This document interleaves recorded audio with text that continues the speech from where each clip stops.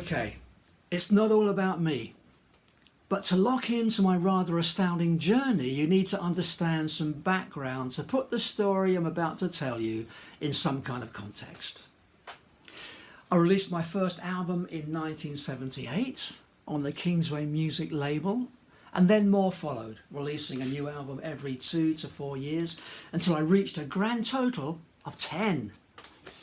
During the years that I worked as a professional musician, I travelled all around the UK, then the Netherlands, then out to Canada, and from there to India, Sri Lanka, the USA, and all over Europe. Ever since my teenage years, I've been passionate about connecting my Christian faith with people of all ages through contemporary music. Not so much in churches, but in places where people meet. So I performed my style of contemporary rock music in schools, universities, pubs, bars, clubs, theatres, with the occasional skirmish into larger venues such as the Royal Albert Hall, Wembley Arena, the Marquee Club in Soho, Mainstage Greenbelt, Spring Harvest, and various other music festivals around the UK and Europe.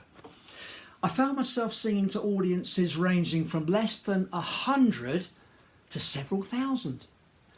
Numerous appearances on television and radio followed, including the Rock Gospel Show on BBC, my own talk show on London's LBC Radio, the breakfast show on County Sound Radio Guildford, where I was also religious affairs producer, and then clocking up over 100 appearances for ITV, co-presenting a religious affairs programme called Company.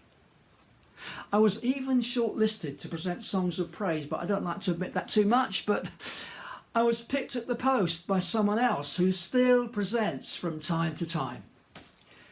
Several of my contemporaries chose to break into the commercial music business, and some had minor success, but I always felt my calling was to create messages through music that would be accessible in the more specialised mission field of clubs and pubs and bars and prisons and universities.